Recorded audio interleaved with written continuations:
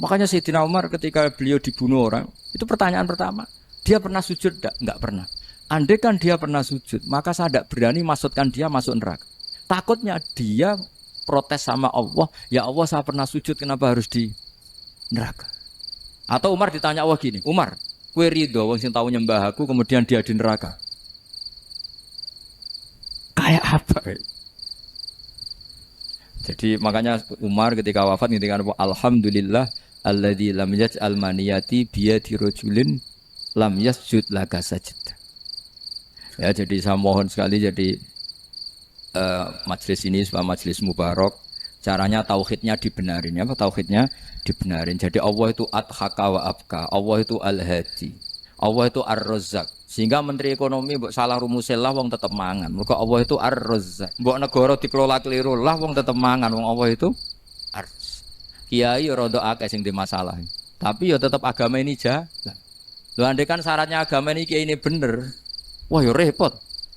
Kowe iso bayangno masakom bener terus. Tapi agama ini berkali-kali coba di TV itu banyak nyun sewu, ada ustadz, ada kasus apa, ada kiai, kadang ada masalah hukum. Agama ini jatuh enggak masalah. Padahal di TV itu sudah dinasionalkan kan, ada kiai terlibat kasus hukum atau ustadz tertangkap karena melakukan apa itu. Tapi enggak ngefek, karena agama ini bisifdillah wa biri ayatillah. Sama. Negara mana-mana kadang manajemen ekonominya enggak jelas, tapi masyarakat ya makan karena Allah Razzaq. Sama, aku kancanan masakom mengeluh, tapi Allah adhaka, akhirnya iso guyu. Padahal orang untungnya blas kancanan dene. Tapi karena Allah itu adhaka. Nah kita dengan istri yang kita cintai, dengan keluarga kadang yang nangis. Karena Allah itu zat yang bisa memberi abka. Wa annahu wa adhaka wa abka. Terus wa annahu wa amata wa ahya. Kita tidak ingin mati, wa ya mati saja karena kita objek. Nah, hidayah itu seperti itu. Allah al-hadi. Apa? Allah itu kayak apa Korea, negara ateis. Enggak kebayang di sana ada ngaji Aqidatul Awam Mabadi' Fikih. Sekarang banyak. Saya tuh kalau beli Aqidatul Awam berdusan tak kirimkan ke Korea. Sebelum saya ke Korea, karena sebagian santri saya di Jogja. Di sana ada ngaji Aqidatul Awam, ngaji Takrib. Bahkan saya di sana dilakokno sak dunya fid dunya. Kayak apa Allah kalau ingin bikin hidayah? Karena Allah itu al-hadi. Wong Indonesia digerakno seneng duit. Bareng wis seneng duit moro apa? Korea. Setelah di Korea tersiksa karena enggak ada tempat sujud. Akhirnya urunan. Segampang itu kalau Allah mengendaki. Itu enggak dibenem MUI, enggak dibenem. Karena Allah al-hadi. Jadi saya mohon sekali tauhid ini dibenerin dulu. Allah tetap al-fa'ilul mukhtar, apa? Al-fa'ilul. Sehingga Allah mensifati dirinya adhakawa. Mbok kamu bendung kayak apa, orang ngaji saya tetap guyu. Sekarang iso mbuli saya, oh Gus Bak pengen ngaji tidak guyu. Allah yang memberikan guyu kamu itu. Andai kan sesuai status kamu, kowe ora ngarep guyu. Utang akeh, jatuh tempo, bojo ora percaya. Gede-gede ya, kayak paham. Nah, sehingga Rasulullah kalau kita meyakini syafaatul Rasulullah SAW, itu cara berpikir harus kita balik. Misalnya begini, wong Islam nakale ngono, penggaweane maksiat kok disafaati Kanjeng Nabi kurang penggawean. Caranya berpikir jangan gitu. Kalau gitu kowe mari mangkel, wong nakale ngono kok untuk syafaati Kanjeng. Tapi cara berpikir gini, syafaatu Rasulillah itu wasi'ah, luas sekali. Syafaatu Rasulillah ghairu munhasirah, tidak terbatas. Syafaatu Rasulillah itu lebih sakti ketimbang dosanya umatnya. Semua ulama dulu kalau nyifati Allah juga gitu. Allahumma misalnya, maghfiratuka awsa'u min dzunubina. Ya, yang misalnya yang pakai mutakalim ya Allahumma maghfiratuka awsa'u min dzunubi wa rahmatuka arja inti min amali. Jadi jangan kitanya dulu. Kalau kitanya dulu kan nyifati kita dosa banyak. Itu sama ndak usah ngaku sudah tahu semua. Tapi nyifati pertamanya apa? Allahumma maghfiratuka awsa'u min dzunubi wa rahmatuka arja inti min. Sehingga dari nyifati maghfiratullah yang wasi'ah, yang tidak terbatas, kemudian kita sah mengatakan bahwa ahlul maksiat pun mungkin atau berhak dapat ampunan. Sama. Syafa'atu Rasulillah itu ghairu munhasirah. Syafa'atu Rasulillah itu wasi'ah. Sehingga sahlah riwayat syafa'ati li ahlil kabair min ummah. Itu bukan menyangkut melegalkan kabirah. Bukan menyangkut mengesahkan orang Islam dosa besar karena nanti dapat syafaatnya Rasul. Cara berpikir jangan gitu. Nanti kamu mentasjek memberanikan orang melakukan maksiat berdasar iktimat syafaati Rasulin. Itu jangan gitu cara berpikir dibalik apa? Syafa'atu Rasulullah ausa'u wa ausa'u. Sangat lu sehingga saking luasnya sampai yang tukang maksiat saja kebagian. Sama rahmatnya Allah Ta'ala itu wasi'ah. Rizkinya Allah ya wasi. Sampai wong nganggur ya iso mangan ngono. Lah begitu juga rahmatnya Allah Ta'ala itu wasi'ah. Sampai wong sing sumpek utange akeh ya iso guyu ngono.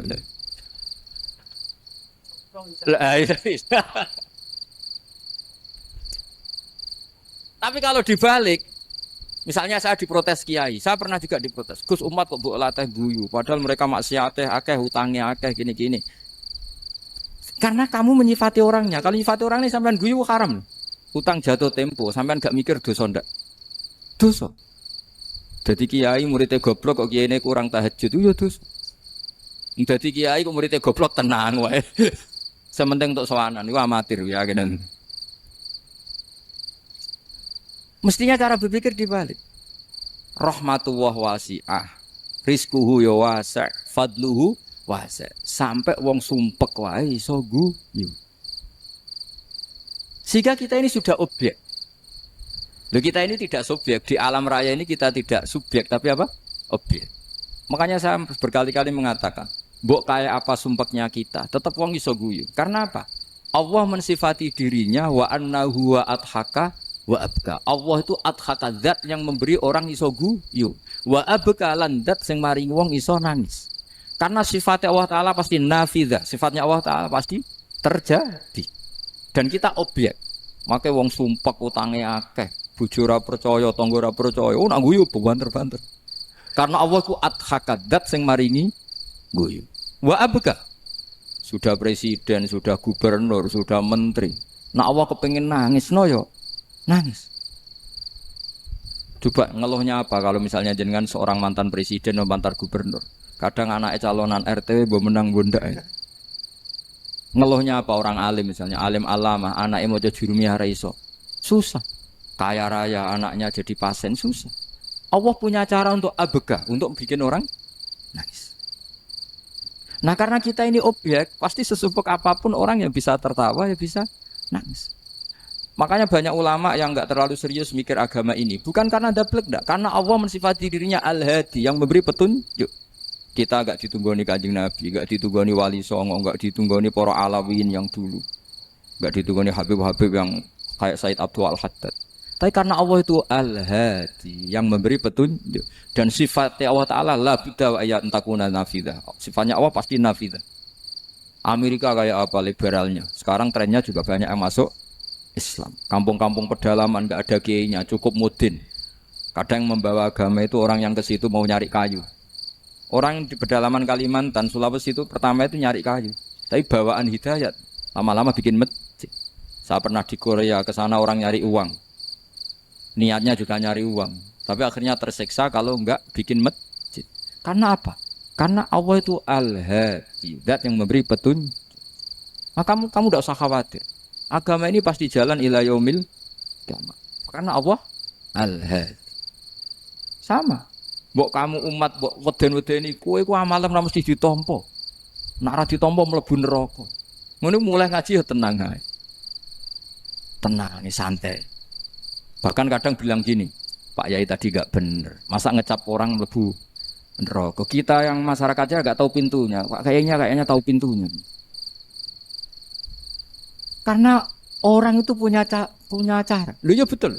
Orang Bedui itu kalau ngaji sama Nabi itu lebih unik timbang yang soleh, timbang yang pinter. Sehingga banyak ilmu itu ditemukan dari orang Bedui. Karena cara berpikir itu aneh. Kalau orang soleh, orang waras kan berpikirnya ada aneh, standar. Jadi orang Bedui itu aneh. Pernah suatu saat Rasulullah itu khutbah, cerita kiamat. Wah dahsyatnya kiamat kayak apa. Semua orang diam nangis semua. Orang Bedui enggak, lebih cerdas. Ini Nabi itu aneh, cerita kiamat kalau ada tanggalnya ini gimana. Orang nangis semua karena dahsyatnya kiamat kayak gitu. Bumi dihancurkan, wus. Pantas sudah nangis dewe-dewe. Ya ono sing nangis pabrik banyune macam-macam ya. Ini kalau kiamat gimana ini perjalanan air kemasan saya kan orang mikir. Mikir dewe-dewe gitu. Tapi ini enggak. Orang Bedui cara berpikir tuh enggak. Malah ya Rasulullah mata saat. Engkau itu cerita kiamat tapi enggak jelas tanggalnya. Kalau cerita kiamat ya harus jelas dong kapannya. Jadi unik. Jadi cara berpikir sahabat kaget semua loh. Kaget. Karena enggak kepikiran. Nabi A'radu itu mengabaikan. Banyak sahabat yang menganalisis lam yasma kan. Nabi memang enggak dengar sehingga mengabaikan. Ada yang analisis lagi sami awakariya. Sebenarnya Nabi dengar cuma enggak berkenan karena tengah-tengahnya khutbah kok tanya. Tapi si Arabi ini cerdas. Masuk akal kan? Misalnya mau pilihan presiden, orang mesti tanya, kapan kan? Ya kan? Mau ganti presiden atau ganti bupati, takarannya orang kan, kapan? Kayak Mas Akom jadi wali ndak? Pertanyaannya kan, kapan? Kalau jatuhnya kan sudah ya.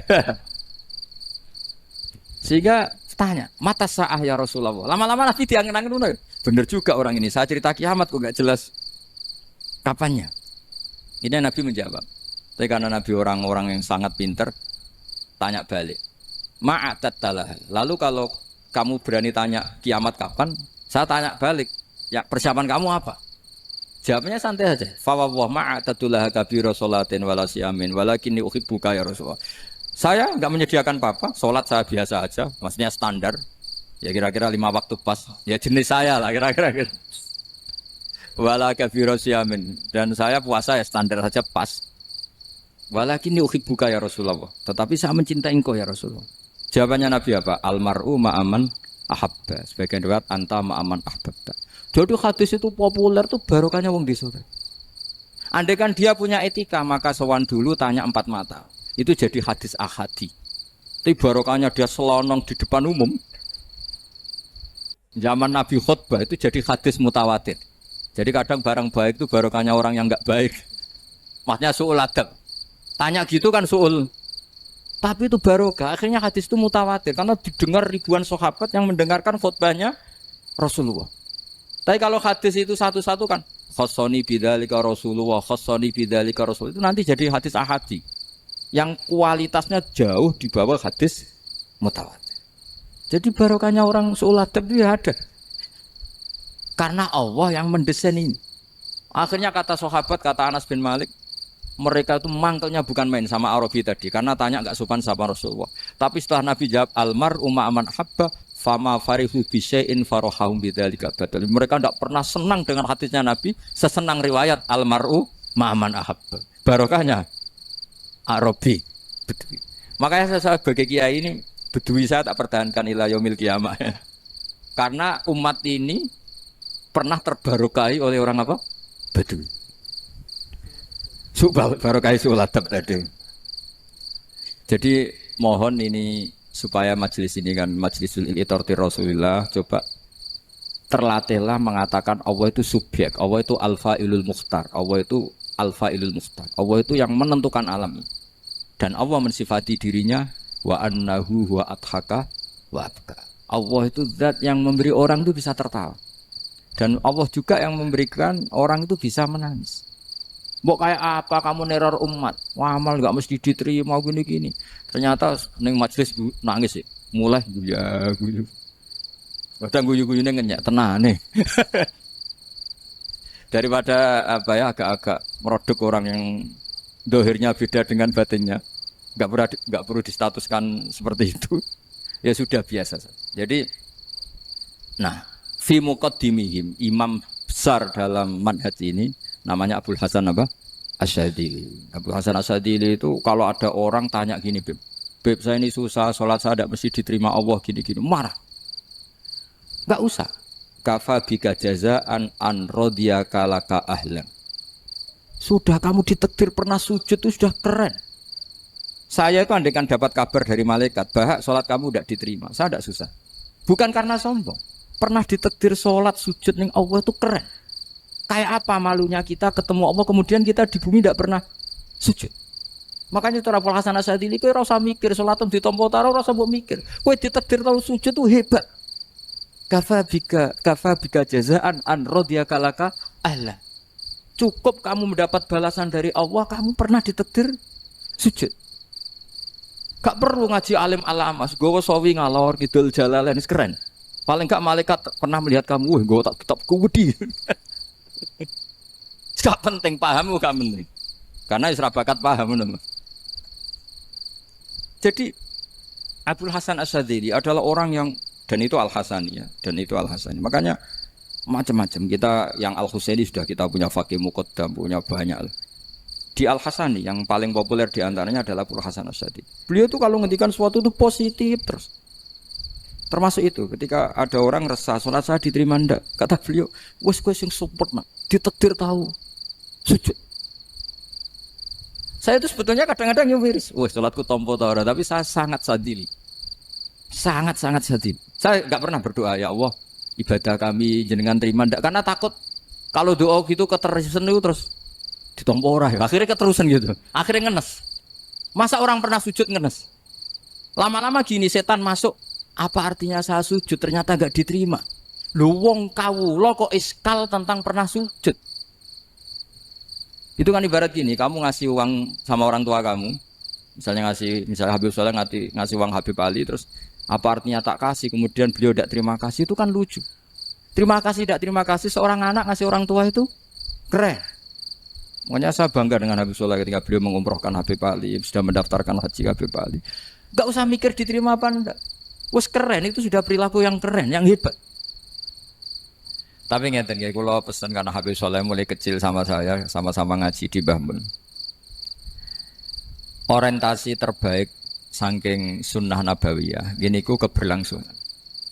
Terus kalau sering belajar tentang kitab-kitab samawi, kitab-kitab sing diriwayataken beberapa ulama ahli kitab, sing pun disahkan kalian ashabur Rasulillah sallallahu alaihi wasallam. Niku riyen Nabi Ibrahim niku pertama dadi Khalilur Rahman. Kekasih Allah Khalilur Rahman. Niku mergi piyambake nu tersiksa. Tersiksa protes. Terus kadang tiang saya niku kudu protes. Tapi protes bukan kita demo. Protes itu tidak harus demo, protes. Ya Allah, dunia ini tidak fair. Engkau yang Tuhan, engkau zat yang begitu penting, engkau zat yang menciptakan langit dan bumi, engkau zat yang memberi rizki, yang bikin air, bikin oksigen, semua kebutuhan manusia, kemudian mereka tidak kenal engkau. Ini tidak fair. Jadi beliau itu tiap malam itu ngumpat. Ini enggak fair dunia ini. Engkau yang begitu penting mencipta langit bumi, engkau begitu penting yang menciptakan air, menciptakan kebutuhan manusia, kemudian mereka tidak kenal engkau. Ini tidak fair. Ini tidak benar. Jadi sering marah. Karena sampean nggak bisa bayangkan kan, apapun hebatnya presiden atau menteri atau rektor atau kiai itu nang desa nggak dikenali statusnya diundang lek apa yang dilek itu gak keren belas. Karena ya sama kan, salah Habib Soleh Alatos, muridnya Said Umar punya Mbah Mun, terus nang desa diundang pening dilek itu kan gak keren belas. Awal dari keren tetap dikenal. Nah kemudian orang itu tidak kenal Allah. Makanya terus beliau sujud berkali-kali, ya Allah, sama siapa munajatnya beliau. Innahu la yahzununi alla ara ahadan fil ardi ya'buduka ghairi. Jadi cara Kiai Sarang namanya ini innahu sak temene kelakuan la yahzunu, yektene nyusano ni ing ingsun, nyusano banget karena pakai lam taukid. Innahu sak temene kelakuan la yahzunu, yektene nyusano banget ni ing ingsun. Apa sing nyusano an? Apa sedene kelakuan la ara ora ningali ingsun fil ardi ing dalam bumi. Ahad dan ing wong suci ya budu kang nyembah sapa ahad ka ing panjenengan wiri saliyane ingsun. Ya Allah, sungguh saya sangat susah. Karena engkau zat yang begitu penting, kemudian yang tahu kalau engkau Tuhan itu hanya saya. Sampai ngenes gak misalnya ada orang melihat Sayyid Umar Hafid kemudian tidak tahu kalau beliau orang alim. Sampai sebagai muridnya ngenes gak? Ngenes kan? Ada orang memperlakukan Mbah Mun tidak tahu kalau beliau seorang alim alama. Kita sebagai santrinya ngenes gak? Ngenes. Lah ini Allah yang Tuhan, kemudian orang tidak ada yang memperlakukan dia sebagai Tuhan, bahkan nyebut saja tidak mau. Itu ketersiksaannya Nabi Ibrahim. Kalau kita kan tersiksa mergo ora duwe, ora payu rabi, terus sing wis payu rabi ora iso wayo, ya gitu. Macam-macam kesulitan. Itu jadi apa jadi wali itu sudah berat, karena orientasinya agak tentang Allah tapi tentang diri sendiri. Ana sing susah proposale ragu ya Mas Angkop. Macam-macam. Artinya Nabi Ibrahim itu orang yang benar-benar Khalil Rahman. Beliau tersiksa ini karena dunia dianggap gak fair. Masa Allah zat yang begitu penting kemudian mereka nggak tahu. Maka awal dari nubuah itu apa? Menaukan al-i'lan, mempermaklumatkan Allah di alam raya ini. Makanya nggak ada nabi kecuali memaklumatkan diri.